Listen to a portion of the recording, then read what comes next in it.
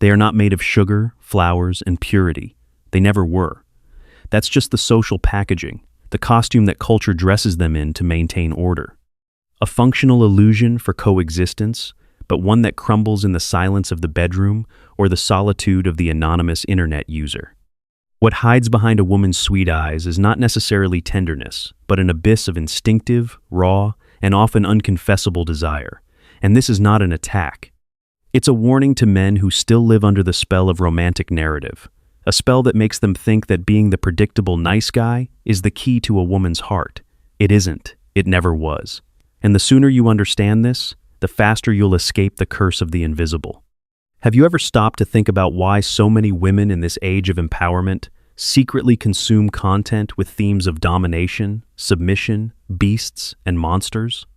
Why was the best-selling book of the century about a young woman being possessed by a psychologically unstable billionaire? Why are the most popular romances today not about charming princes, but about vampires, werewolves, and creatures that bear no resemblance to the security of a healthy relationship? The answer is simple, brutal, and uncomfortable. A woman's deepest desires are not politically correct. They are primitive, dark, and dangerous. And you need to know this shadow if you want to be more than just cool. Freud called this universe the drive, Jung the shadow, Robert Greene the art of emotional manipulation, but they all spoke of the same thing. There is an underground layer in the human psyche where desire does not follow logic. And that is precisely where seduction happens. If you try to seduce a woman by what she says she wants, you will be ignored. But if you access what she can't admit she desires, you become unforgettable. Is that immoral, or is it simply the reality no one wants to face? Current culture demands that men be gentle, controlled, self-assured. Meanwhile, the fantasies exploding in women's forums and Pornhub's algorithms and on Amazon shelves show women being humiliated, used, dominated, emotionally challenged by figures who don't ask permission. How to reconcile this contradiction? Perhaps the question isn't about reconciliation, but about exploration. Understanding that the feminine desires to lose itself in the masculine, not to be inferior, but to transcend. Submission, when chosen, is the gateway to ecstasy. And it is in this forbidden realm that true seduction happens. Have you ever stopped to think about why so many women in this age of empowerment secretly consume content with themes of domination, submission, beasts, and monsters? Why was the best-selling book of the century about a young woman being possessed by a psychologically unstable billionaire? Why are the most popular romances today not about charming princes, but about vampires, werewolves, and creatures that bear no resemblance to the security of a healthy relationship? The answer is simple, brutal, and uncomfortable. A woman's deepest desires are not politically correct. They are primitive, dark, and dangerous. And you need to know this shadow if you want to be more than just cool. Freud called this universe the drive, Jung the shadow, Robert Greene the art of emotional manipulation, but they all spoke of the same thing. There is an underground layer in the human psyche where desire does not follow logic. And that is precisely where seduction happens. If you try to seduce a woman by what she says she wants, you will be ignored. But if you access what she can't admit she desires, you become unforgettable. Is that immoral? Or is it simply the reality no one wants to face? Current culture demands that men be gentle, controlled, self-assured. Meanwhile, the fantasies that explode in women's forums, in Pornhub's algorithms, and on Amazon's shelves show women being humiliated, used, dominated, emotionally challenged by figures who don't ask permission. How to reconcile this contradiction? Perhaps the question isn't about reconciliation, but about exploration, understanding that the feminine desires to lose itself in the masculine, not to be inferior, but to transcend. Submission, when chosen, is the portal to ecstasy, and it is in this forbidden realm that real seduction happens. The biggest mistake a man can make when looking at a woman is believing that everything she is visible. That her gestures, her gentleness, her light laughter at the cafe, her shyness when talking about sex, or her politically correct Instagram posts truly represent what inhabits her essence. This isn't just naive, it's fatal. Because the feminine by nature wasn't molded to reveal itself in public. It camouflages itself. It adapts to the environment. It flirts with the surface while hiding in the depths, a world that only the right men or wrong enough men will be allowed to access. Carl Jung's psychology calls this persona and shadow. The persona is what we show to the world, the acceptable, civilized, rational version. The shadow, on the other hand, is everything we repress, deny, hide, even from ourselves. But in the feminine, this duality takes on a more theatrical, almost mystical expression, because women have been socially programmed for centuries to appear good. From childhood, they learn that being accepted means being sweet, smiling when they don't want to, being desirable without seeming vulgar, being independent without scaring the fragile man. This performance becomes so ingrained that even they begin to believe it's real. But it isn't, because all it takes is for the bedroom door to close. All it takes is for trust to be established. All it takes is for a man to flip the right switch, for the social persona to dissolve, and the real woman to emerge. An intense, hungry, contradictory woman. A woman who likes to be pulled, who is excited by the forbidden, who surrenders to the darkness as if she were returning home. And that's where so many men make a mistake. They fall in love with the mask. They try to seduce the teacher and ignore the witch behind the glasses. They try to please the lawyer and are unaware of the emotional slave she desires to be, but would never confess. This feminine duality is not artificial. It is functional. It's part of the biology of social survival. Women need to adapt. They need to protect their image. Society has always judged female desire more harshly with more repression. So, she learned to live in disguise. The truth is that the average woman you find in the supermarket is in essence a professional actress.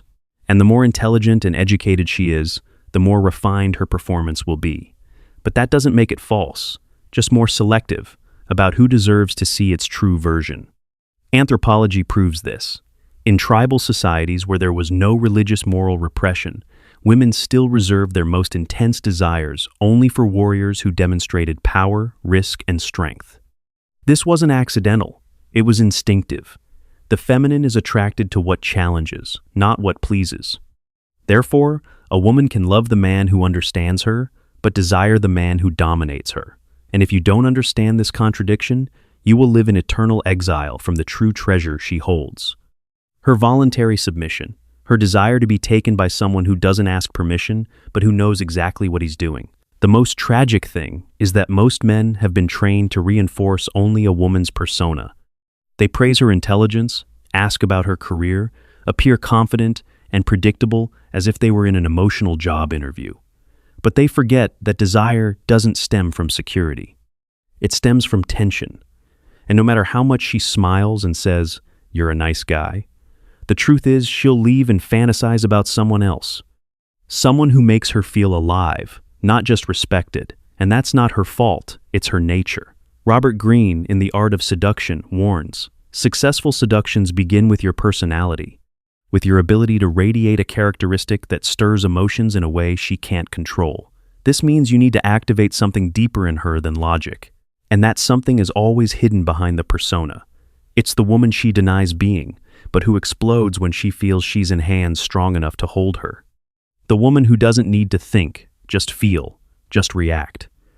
Most modern relationships fail because men try to build connection behind a mask. But true connection only happens when you reach the part of her that no one else touches. When you tease her, when you observe her calmly, when you impose silence with your gaze, when you don't try to be the guy she dreamed of, but become the man she never dared to imagine. This doesn't require brute force. It requires brutal sensitivity. The sensitivity to perceive where she is lying to herself, and the brutality to guide her, even so, to where she truly wants to go. And it is at this point that everything changes.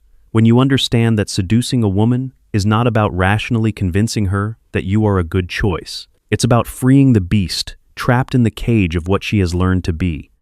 It's about unlocking the shadow and saying, "You can be who you are with me." And when she feels that, she doesn't go back. Not emotionally. Because few things are as addictive as finally surrendering without shame. But that only happens when you stop trying to be the ideal man and start being the real man. The one who has the courage to explore the second woman within her. The woman she'll never introduce at the dinner table, but who will silently beg to be awakened if you're brave enough to see her. She says she wants security, but dreams of the abyss. She says she desires stability, but fantasizes about the unpredictable. The discourse is rational. The desire, never. And this is where the greatest illusion of all men who fail with women lies, believing that what she says is what she wants. The problem is that desire is not born in discourse. Desire is born in instinct. And in the female instinct, what attracts her is not the man who promises a secure future. It's the one who threatens to shatter her certainties with a glance, the one who disconcerts her, the one who dominates her, the one who carries, even in silence, the energy of a predator. That's why so many men are abandoned by women who seemed absolutely enchanted by them in the first few weeks. They presented themselves as perfect, attentive, polite, stable, but over time, they revealed themselves to be predictable, and predictability for the reptilian brain of the female is the greatest negative aphrodisiac that exists. Because where there is no tension, there is no excitement. Where everything is guaranteed, nothing is conquered. And female desire is above all a field of internal conquest. She needs to feel dominated by something she doesn't fully understand. That's what ignites the fire, not logic. Culture, of course, hides this desire under layers of moralism, but it's still there, breathing, begging to be awakened. And where culture fails to nurture this shadow, fiction steps in. Observe the masculine archetypes that dominate best-selling romance novels for women. They aren't good guys. They're monsters, werewolves, vampires, demons, mobsters, redeemed villains, and they all have something in common. They are untamable men who carry within themselves a chaotic, dangerous, animalistic force, but who somehow, for some specific woman, seem willing to be tamed. This activates the deepest fantasy of the feminine, not only to be chosen, but to be the only one capable of taming the beast that everyone fears. That is the real fantasy of beauty and the beast. And no, she doesn't fall in love with what he could be. She's excited by what he is. Raw, wild, unpredictable. The narrative of transformation, of the beast becoming the prince, is just the social veneer we use to cover up the instinctive truth. The truth is that she gets involved because he's unreliable, because he represents risk, because he's an emotional challenge. And the greater the risk, the greater the proof of worth she feels in conquering him. It's a kind of psychological trophy. If I manage to tame that, then I'm special. The problem, of course, arises when she succeeds. Because when the beast becomes the prince, the game is over. The tension dissolves, the conquest is complete, and with that, desire dies. Just as many men lose interest when they finally possess a woman physically, many women lose their desire when they conquer a man emotionally, because female desire feeds on mystery, not surrender.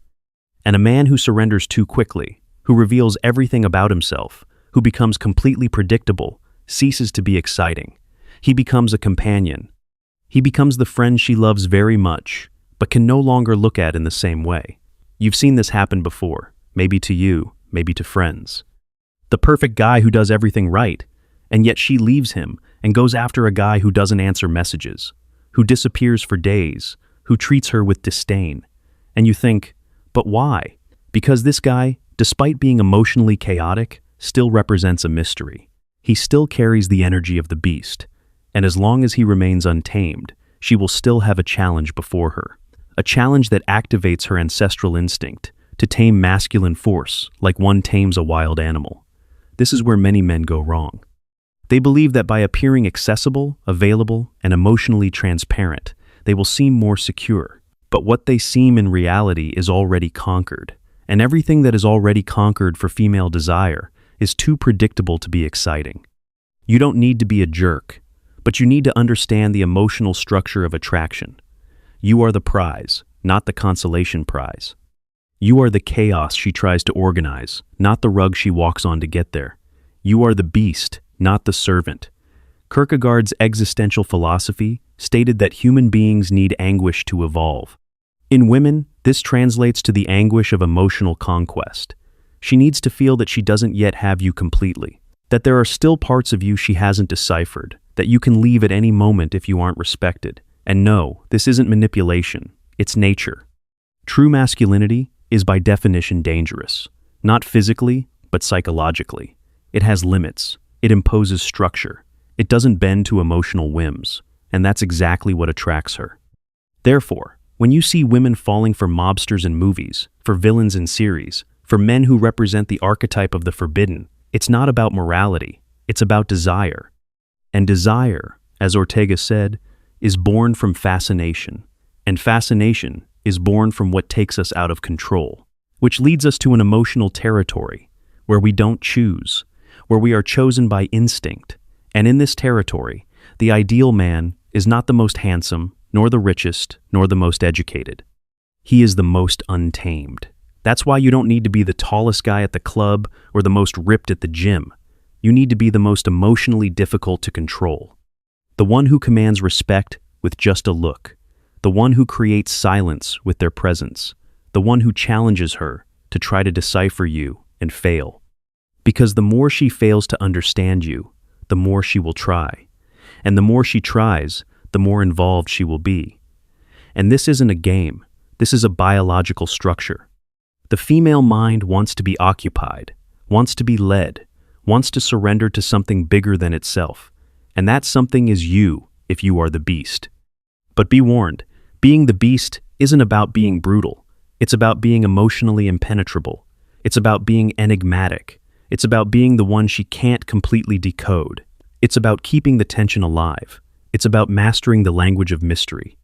It's about having such a firm presence that she feels small next to you and at the same time deeply safe enough to surrender. It's the mixture of risk and protection, between danger and comfort, between symbolic brutality and real gentleness. The most powerful masculine archetype is not the oppressor. It is the imperturbable one. The one who doesn't react as expected, the one who doesn't bend, the one who chooses but never begs. She may be a leader at work, an active voice on social media, a woman with strong opinions and sharp speech. She may talk about freedom, equality, respect, empowerment. But even behind all this structure, there is a woman who intensely desires to surrender. Not to just anyone, not out of weakness, but out of impulse, out of instinct, or something she herself cannot explain, and therefore will never confess. Because in this intimate territory, where true desire dwells, words lose their function and modern ideas become irrelevant. What remains is a body that yearns to be commanded, a mind that desires to be disarmed, a soul that desires submission. This is perhaps the most cursed truth of our time. In an era that idolizes the strong and self-sufficient woman, admitting that many, if not most, fantasize about domination, humiliation, obedience, and even symbolic violence is almost a cultural heresy. But the statistics don't lie. Recent studies show that women are consuming more and more pornography with themes of intense submission. And we're not talking about romantic caresses or delicate settings. We're talking about slaps, pulls, orders, humiliations, situations of extreme power where the masculine takes and the feminine surrenders.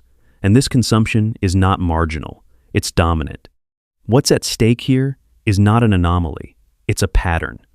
So, how to explain this abyss between what is publicly defended and what is silently desired?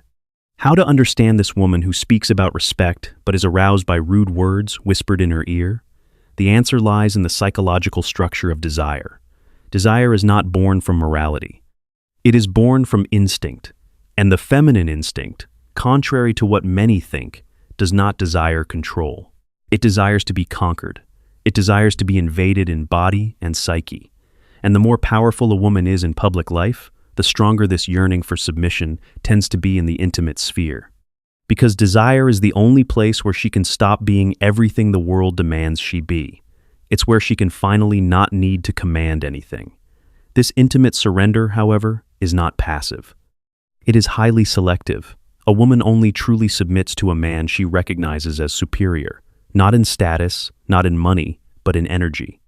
A man who masters himself, who doesn't succumb to her charm, who sets boundaries with the calmness of someone who doesn't need to shout, who guides her with the firmness of someone who knows the way.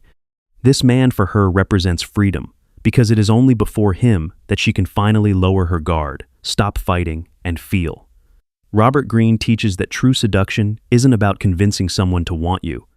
It's about creating a space where she allows herself to lose herself in you. And for that, the man needs to be structure. He needs to be the wall against which she throws herself, the labyrinth in which she gets lost. For her, chaos is external. She already lives surrounded by pressure, competition, anxiety. When she desires a man, what she wants isn't an equal. It's an opposite. It's someone who puts her in the symbolic place of surrender, where she can close her eyes and trust, where she can stop thinking and just obey. But here's the contradiction. This woman will never admit this aloud, not to the world, perhaps not even to herself. Because we live in an era where the word submission has become synonymous with oppression, where admitting pleasure in being commanded is seen as a sign of weakness, alienation, a psychological problem. But as Jung said, everything that is repressed returns with greater force. And today, the feminine desire, repressed by culture, returns in the background of the mind. In the videos she watches alone, in the fantasies she never confesses, in the books she reads in secret, and what these contents reveal is not a deviation, it is the truth. The truth that the modern woman is tired of being strong all the time, and she desires with every fiber of her being someone who will make her surrender. Submission in this context is not oppression, it is liberation. It is the psychological experience of letting go of control, of trusting completely, of surrendering her body, her thoughts, her fears to someone who knows exactly what to do with them. But this someone cannot be just anyone. It needs to be the man who does not hesitate, who does not ask permission to exist, who does not need approval to assert his presence. This is the man she wishes to serve, not as a slave, but as a woman.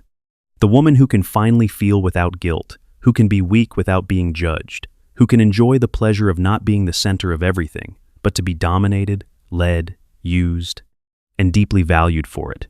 The French philosopher Georges Bataille said that eroticism is the approval of life, even in death, and in a certain sense, female submission is the supreme erotic experience. It is dying to the ego. It is disappearing as the center, to be reborn as surrender. It is a form of transcendence. And therefore, it only happens with men who provoke this state, who don't flatter, who don't beg, who impose tension, who are in the emotional field masters of the game. These men don't seduce by what they say. They seduce by what they make her feel. And what she feels is that he is the only one before whom she doesn't need to pretend. This is where many fail. They try to be seductive by speaking beautifully, showing status, paying for dinners, but they forget that what she most desires cannot be bought. It can only be awakened. And this awakening requires energy, posture, mastery. It requires you to know how to press the right buttons firmly, without hesitation. That you know how to gently push her towards the point of surrender. That you guide her through implicit commands, firm gazes, controlled gestures. It is in this silent theater that feminine desire flourishes in the game where she feels you are the center and she the orbiter. This is not violence. This is structure. This is what Freud would call affective transference. The ability of someone to project themselves emotionally onto someone who represents authority and protection. The woman doesn't want a tyrant, but she also doesn't want a weakling. She wants a king, a man who, even when he imposes himself, does so consciously, who knows that she needs to feel subjugated but never devalued, a man who transforms the bed into an altar and the act into worship, where her pleasure is born precisely from the absence of control. You're here because you already know the truth. Being the good guy didn't make you desired. Being kind brought comfort, not attraction. Being stable made you safe, not unforgettable. And comfort without tension never creates desire. Now, you're at a crossroads. You either keep trying to earn attraction by being passive, or you learn how desire is actually triggered through presence, influence, and controlled tension. That's exactly why the Seducer's Blueprint will help you create desire. This 7-part course will show you how desire is activated in real time through posture, silence, eye contact, and strategic communication. You'll learn why most words fail, how to create emotional tension in under a minute, and how to leave a lasting impression without forcing anything. This isn't a theory. It's practical, immediate, and unapologetically real. What's inside isn't politically correct, but it works. That's why it's forbidden. If you're tired of being overlooked, tired of doing everything right, and getting nothing back. This is the shift. Attraction stops being about pleasing and starts being about provoking. Click the link below, access the full course, and become the kind of man who doesn't chase attention, but makes it inevitable.